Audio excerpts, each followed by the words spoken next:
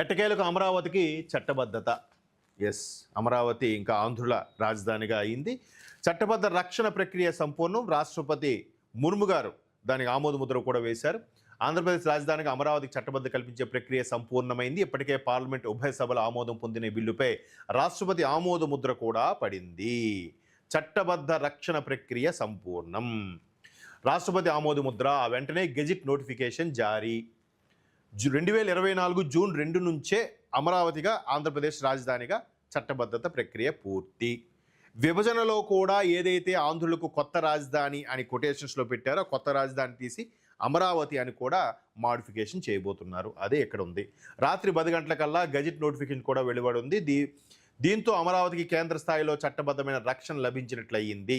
2014 నాటి రాష్ట్ర పునర్విభజన చట్టంలో 10 ఏళ్ళు హైదరాబాద్ ఉమ్మడి రాజధానిగా ఉంటుంది, ఆ తర్వాత ఏపీకి కొత్త రాజధాని ఉంటుంది అనే ఈ సెంటెన్స్ ఏదైతే ఉందో అక్కడ ఆ సవరణ చట్టంలో ఏపీకి అమరావతి కొత్త రాజధానిగా ఉంటుందని యాడ్ చేశారు.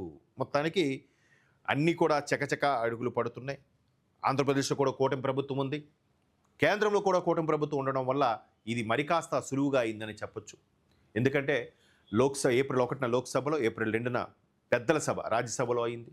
దానికి మన గ్యాలరీ నుంచి వీక్షించడానికి రాష్ట్ర మంత్రులు లోకేష్ లాంటి వాళ్ళు కూడా వెళ్ళి అక్కడ వీక్షించారు. అక్కడ సభకి ఆమోదం తెలిపిన తర్వాత సభలో ప్రతి ఒక్కరికి పేరు పేరున థ్యాంక్స్ చెప్పారు.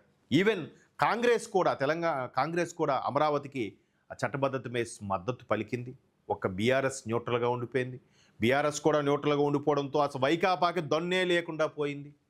వైకాపా వాళ్ళు ఏం చేయాలో తోచక అందరి విమర్శలు ఆ చప్పట్లో వాళ్ళు ఉండలేక ముందుగానే వాకౌట్ చేసి వెళ్ళిపోయారు. మరి అంతే కదా, ఇంకేమి వాళ్ళ పంతం నెగ్గదని తెలిసినప్పుడు సైలెంట్గా వెళ్ళిపోవడం ఉత్తమం. కాబట్టి కొద్దిగా దాన్ని వ్యతిరేకిస్తున్నారని చెప్పి మిథున్ రెడ్డి లాంటి వాళ్ళు మాట్లాడి, ఎంపీ మిథున్ రెడ్డి లాంటి వాళ్ళు మాట్లాడి బయటకు వెళ్ళిపోయారు. మొత్తం మీద రాష్ట్రపతి ఆమోద ముద్ర, గెజిట్ అంతా అయిపోయింది. మొత్తం మీద ఆంధ్రుల రాజధాని అంటే ఇకపై అమరావతి. అమరావతికి కూడా మంచి పేరు, పురాణాల నుంచి కూడా ఆ పేరు బాగా ఉంది. ఈవెన్ మన అఖండ భారతావని పరిపాలించిన గౌతమీపుత్ర శాతకర్ణి కూడా శాతవాహనులకు సంబంధించిన గౌతమిపుత్ర శాతవాహన సంథింగ్ వంశం, నాకు ఐడియా లేదు.